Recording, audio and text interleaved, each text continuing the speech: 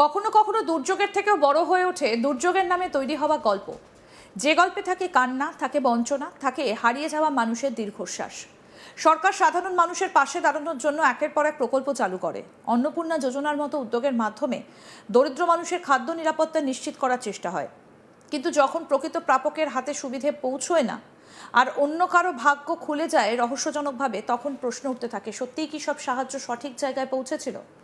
সেই প্রশ্নই এখন ঘুরপাক খাচ্ছে দক্ষিণ চব্বিশ পরগনার ফলতা ব্লককে ঘিরে। অভিযোগ, 2020 সালে ঘূর্ণিঝড় আমফান সাগরদ্বীপে ল্যান্ডফল করলেও ক্ষতিপূরণের বড় অংশ পৌঁছে গিয়েছিল প্রায় 80 কিলোমিটার দূরের ফলতায়। সরকারি নথিতে প্রায় 10,000 জনকে ক্ষতিগ্রস্ত মৎস্যজীবী হিসেবে দেখানো হলেও স্থানীয়দের দাবি, বাস্তবে এই এলাকায় এত মৎস্যজীবীর অস্তিত্বই নেই। যেখানে মাত্র কয়েকশো মৎস্যজীবী বসবাস করেন, সেখানে হাজার হাজার মানুষের নামে ক্ষতিপূরণের টাকা ঢোকার অভিযোগ ঘিরে তৈরি হয়েছে বড়সড় বিতর্ক। এই অভিযোগের কেন্দ্রে উঠে এসেছে অভিষেক ব্যানার্জির ঘনিষ্ঠ বলে পরিচিত জাহাঙ্গীর খানের নাম। স্থানীয়দের একাংশের দাবি, তার সুপারিশেই বহু মানুষের অ্যাকাউন্টে ক্ষতিপূরণের টাকা পৌঁছেছিল। যদিও বর্তমানে জাহাঙ্গীর খান কোথায় রয়েছেন সেই বিষয়ে নিশ্চিত তথ্য কেউ দিতে পারছেন না। ফলতার তারাগঞ্জ পশ্চিম পাড়ার বাসিন্দা সজল মণ্ডল অভিযোগ করে বলেন, যারা ক্ষতিপূরণ পেয়েছে তাদের অনেকেই প্রকৃত মৎস্যজীবী নন। তার দাবি, প্রত্যেকে প্রায় 20,000 টাকা করে পেয়েছেন, অথচ আমফানে তাদের নৌকো ডুবে গিয়েছিল, ঘরবাড়ি ক্ষতিগ্রস্ত হয়েছিল, তবুও কোনো সাহায্য মেলেনি। তার প্রশ্ন, প্রকৃত ক্ষতিগ্রস্তদের বাদ দিয়ে কারা এই টাকা পেল? একই সুর শোনা গিয়েছে স্থানীয় বাসিন্দা বিধান পাড়ুইয়ের গলায়। তিনি জানান, সেই সময় প্রশাসনের কাছে অভিযোগ জানানো হয়েছিল, কিন্তু কোনো পদক্ষেপ হয়নি। তার দাবি, আসল ক্ষতিগ্রস্তরা বঞ্চিত হয়েছেন এবং নেতাদের মদতেই এই দুর্নীতি সংগঠিত হয়েছে। তিনি আরও বলেন, বর্তমানে নামখানা, সাগর এবং কাকদ্বীপ অঞ্চলে মৎস্যজীবীদের সংখ্যা অনেক বেশি। সেই তুলনায় ফলতায় মৎস্যজীবীর সংখ্যা অত্যন্ত কম। তারপরও ক্ষতিপূরণের সিংহভাগ কেন ফলতায় এলো তার উত্তর আজও অজানা। ফলতার এক মহিলা জানান, আমফানের সময় তাদের টালির চাল উড়ে গিয়েছিল। ঝড়ের পর স্থানীয় প্রতিনিধি এসে ছবি তুলে নিয়ে গিয়েছিলেন, কিন্তু তারপর আর কোনো খবর পাওয়া যায়নি। ক্ষতিপূরণের টাকাও তাদের হাতে পৌঁছয়নি। স্থানীয়দের দাবি, সুন্দরবন, সাগর এবং কাকদ্বীপের প্রকৃত ক্ষতিগ্রস্ত মৎস্যজীবীদের পরিবর্তে ফলতা ব্লকে তৈরি হয়েছিল একটা বিশাল ভুয়ো তালিকা। অভিযোগ, সরকারি প্রকল্পের সুযোগ নিয়ে তৈরি করা হয়েছিল ফেক লিস্ট, যার মাধ্যমে হাজার হাজার মানুষের নামে টাকা তোলা হয়েছে।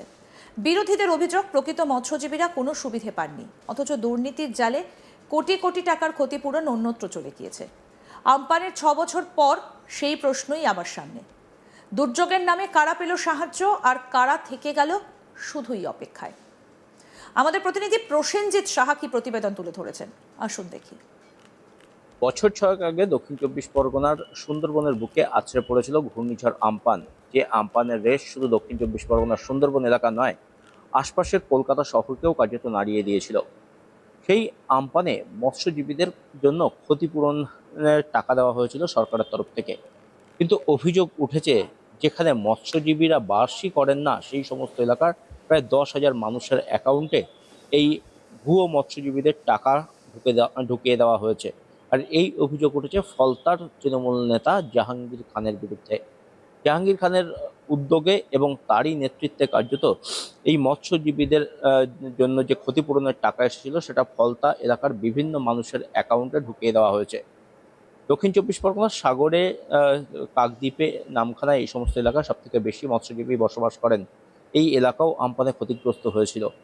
এই এলাকার বহু মৎস্যজীবী ক্ষতিগ্রস্ত হয়েছিলেন, কিন্তু এই এলাকার সাধারণ যারা মৎস্যজীবী যারা ক্ষতিগ্রস্ত হয়েছেন তারা আমপানের ক্ষতিপূরণের টাকা পাননি। অথচ যেখানে ল্যান্ডফল হয়েছিল তার থেকে প্রায় 80 কিলোমিটার দূরে অবস্থিত ফলতা বিধানসভা এলাকা, যেখানে মৎস্যজীবীরা বসবাস করেন মেরে কেটে 150 থেকে 200, সেই সমস্ত মৎস্যজীবীদের অ্যাকাউন্টের যেমন টাকা ঢুকেছে, তেমনি এলাকার আরও প্রায় 10,000 মানুষজনের অ্যাকাউন্টে এই আমপানের মৎস্যজীবীদের উপর যে ক্ষতিপূরণ দেওয়া হয়েছিল সেই ক্ষতিপূরণের টাকা ঢোকানো হয়েছিল। অর্থাৎ ভুয়ো মৎস্যজীবী সাজিয়ে সেখানে ক্ষতিপূরণের টাকা নেওয়া হয়েছিল রাজ্য সরকারের তরফ থেকে। আর এই ঘটনায় অভিযোগের আঙুল উঠেছে ফলতার তৃণমূল নেতা জাহাঙ্গীর খানের বিরুদ্ধে। বিধানসভা নির্বাচনের সময় থেকেই কার্যত এই জাহাঙ্গীর খান তিনি আলোচনার কেন্দ্রবিন্দুতে চলে এসেছেন। তিনি নিজেকে পুষ্পা হিসেবে দাবি করেছেন।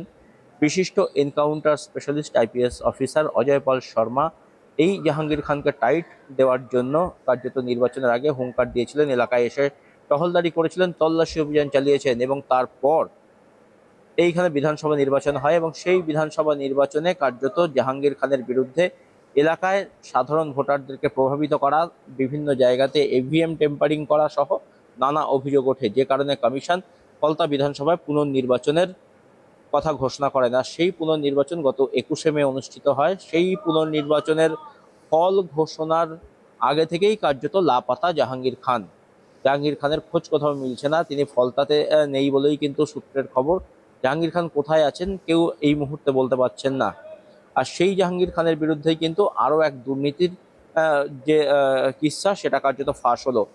ফলতার বিভিন্ন মানুষের অ্যাকাউন্টে মৎস্যজীবীদের জন্য আসা ক্ষতিপূরণের টাকা কার্যত ঢুকিয়ে সেই টাকা তছরূপের অভিযোগ উঠেছে জাহাঙ্গীর খানের বিরুদ্ধে। প্রায় 10,000 মানুষের অ্যাকাউন্টে এই ধরনের টাকা ঢুকিয়ে দেওয়া হয়েছে এবং সেই টাকা তছরূপ করেছেন জাহাঙ্গীর খান, তেমনটাই মূলত অভিযোগ। আর এই বিষয়টি সামনে আসতেই প্রশাসন নড়ে চড়ে বসেছে, নতুন করে তদন্ত শুরুর আশ্বাসও পর্যন্ত প্রশাসনের তরফ থেকে দেওয়া হয়েছে। ঘটনাকে কেন্দ্র করে চাঞ্চল্য ছড়িয়েছে এলাকায়।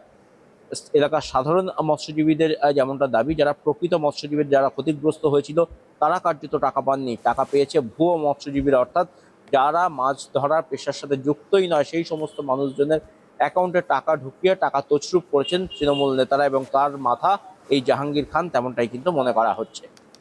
অর্থাৎ তৃণমূল সরকারের পতন হতেই একের পর এক অভিযোগ উঠে আসছে। দুর্যোগের থেকেও বড় হয়ে উঠেছে এই দুর্যোগের নামে তৈরি হওয়া এই গল্প। অর্থাৎ সাধারণ মানুষের জন্য যে প্রকল্প, সেই প্রকল্প অনেকেই পাননি, এখন সেই অভিযোগ উঠছে ঘুরপাক খাচ্ছে যে প্রশ্ন দক্ষিণ চব্বিশ পরগনার ফলতা ব্লককে ঘিরে। 2020 সালে ঘূর্ণিঝড় আমফান সাগরদ্বীপে ল্যান্ডফল করলেও ক্ষতিপূরণের বড় অংশ নাকি পৌঁছে গিয়েছিল প্রায় 80 কিলোমিটার দূরের ফলতা, এটাই অভিযোগ। সরকারি নথিতে 10,000 জনকে ক্ষতিগ্রস্ত মৎস্যজীবী হিসেবে দেখানো হলেও স্থানীয়দের দাবি বাস্তবে এই এলাকায় এত মৎস্যজীবীর অস্তিত্বই নেই। যেখানে মাত্র কয়েকশো মৎস্যজীবী বসবাস করেন সেখানে হাজার হাজার মানুষের নামে ক্ষতিপূরণের টাকা ঢোকার অভিযোগ ঘিরে তৈরি হয়েছে বড়সড় বিতর্ক। এই অভিযোগের কেন্দ্রে উঠে এসেছে অভিষেক ব্যানার্জি ঘনিষ্ঠ বলে পরিচিত জাহাঙ্গীর খানের নাম। স্থানীয়দের একাংশের দাবি তার সুপারিশেই বহু মানুষের অ্যাকাউন্টে ক্ষতিপূরণের টাকা পৌঁছেছিল। যদিও বর্তমানে জাহাঙ্গীর খান কোথায় রয়েছেন সেই বিষয়ে নিশ্চিত তথ্য কেউ দিতে পারছেন না। ফলতার তারাগঞ্জ পশ্চিম পাড়ার বাসিন্দা সজল মণ্ডল অভিযোগ করে বলছেন, যারা ক্ষতিপূরণ পেয়েছে তাদের অনেকেই প্রকৃত মৎস্যজীবী নন। তার দাবি প্রত্যেকে প্রায় 20,000 টাকা করে পেয়েছেন, অথচ আমফানে তাদের নৌকো ডুবে গিয়েছিল, ঘরবাড়ি ক্ষতিগ্রস্ত হয়েছিল, কিন্তু তারা কোনো সাহায্য পাননি। অর্থাৎ প্রকৃত যারা ক্ষতিগ্রস্ত তারা কোনো রকমভাবে কোনো সাহায্য পাননি। প্রকৃত ক্ষতিগ্রস্তদের বাদ দিয়ে টাকাগুলো পেল কারা, এই প্রশ্নই কিন্তু এখন উঠে আসছে।